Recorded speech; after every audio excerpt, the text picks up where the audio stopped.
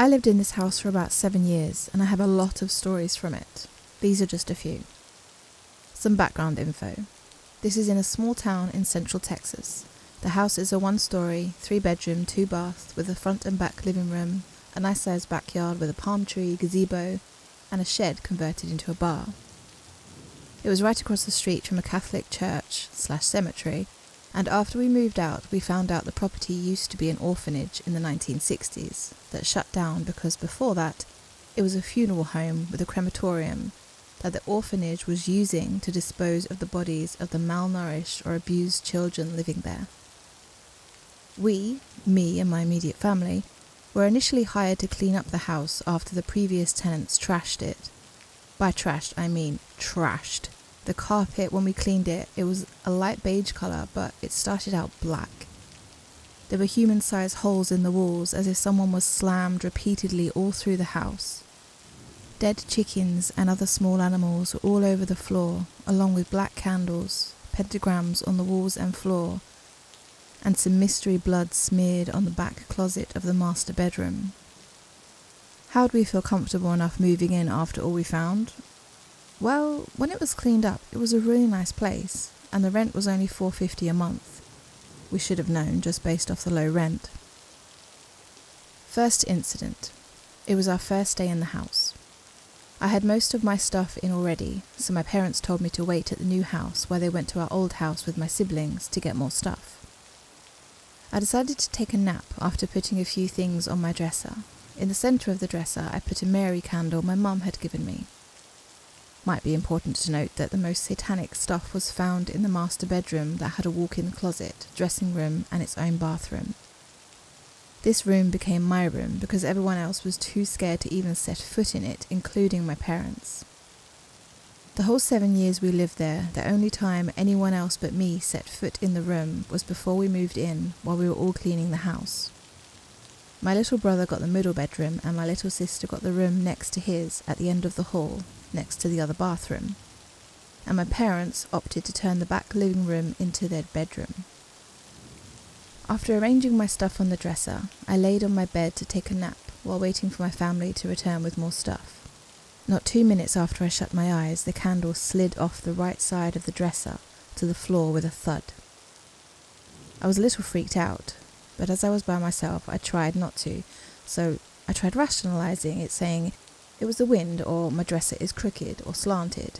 I checked the dresser by pulling it away from the wall a smidge and putting a ball in the centre to see if it rolled, and it didn't. Then I checked all the doors and windows to make sure there wasn't a draft or something. I put the candle back in the centre and laid back down. Not a minute or so after I shut my eyes, the candle slid off the left side this time, like someone was sliding it, and fell. I said, "Nope," and ran outside and waited on the porch till my family got back.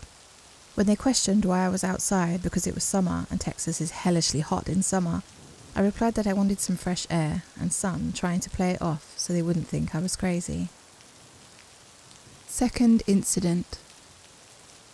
This was after we had been living there a few months. I was asleep in my room with the door open because it made me feel better, and the rest of my immediate family were gathered in my sister's room down the hall, telling each other ghost stories, as it was close to Halloween. My mum said something along the lines of, "You'll better stop telling that stuff before something happens." Right after she said that, my door slammed shut and I started screaming. Side note, when I was younger, I used to sleep talk and walk a lot, especially if there was paranormal activity in the house, as this wasn't the only time we had lived in a haunted house, unfortunately.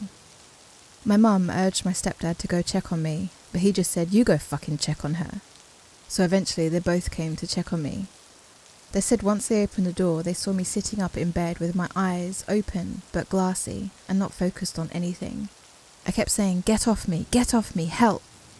They were too scared to enter the room, so from the door they switched on the light and said, "Get out!" At that moment, they said a black cloud lifted off me and I fell back in bed with my eyes closed, fast asleep.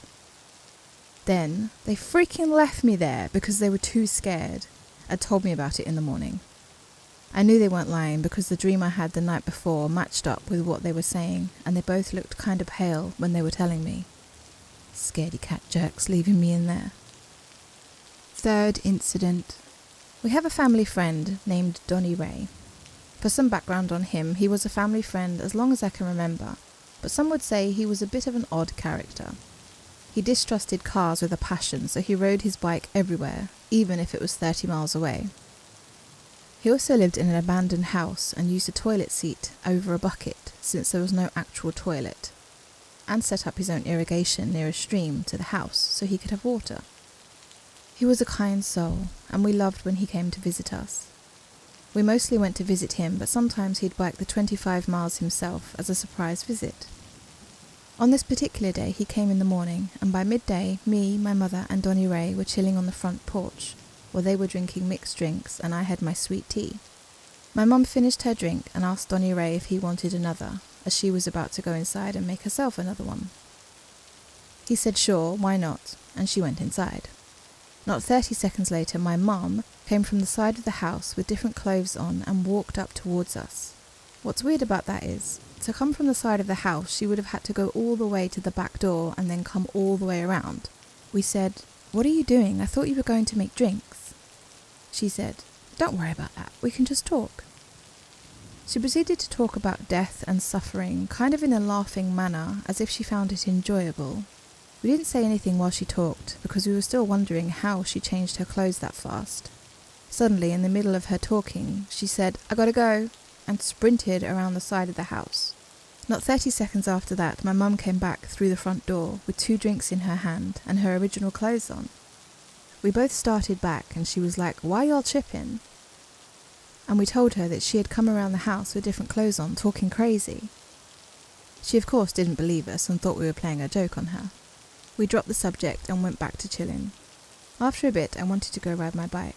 My mum was pretty strict growing up, so the only place I could ride my bike was to the church cemetery parking lot across the street. I begged Donnie Ray to come with me, since none of my school friends were allowed over, so I wanted the company while he was here. My mum told me no, of course, but he said it was alright, and we set off to ride bikes around the parking lot, because that was as far as I could go. After a while he said, "Hey baby, I want to show you something in a little." I said, "Okay, let's go to the grotto first," and we biked down to the grotto behind the church.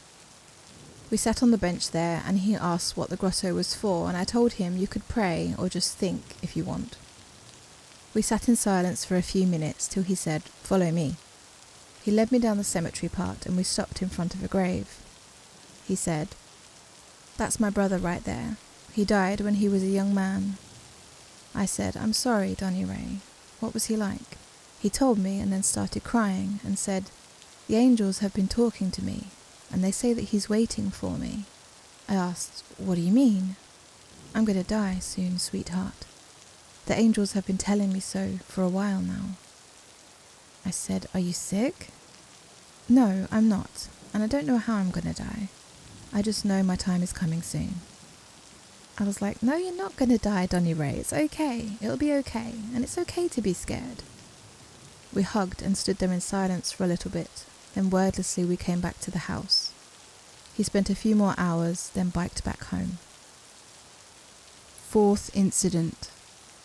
A few months after that weird day, we were about to go to sleep when my stepdad got a call.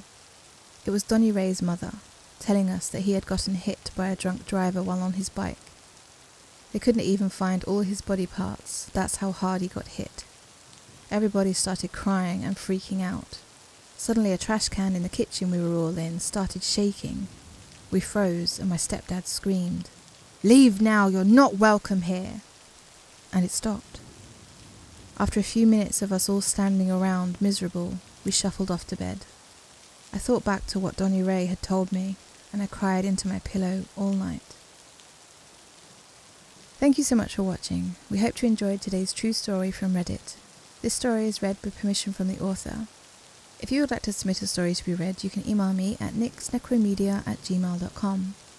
We also have a subreddit where you can submit stories. You can find that and the author's name and link to the story down below. We'll be back soon with more scary stories.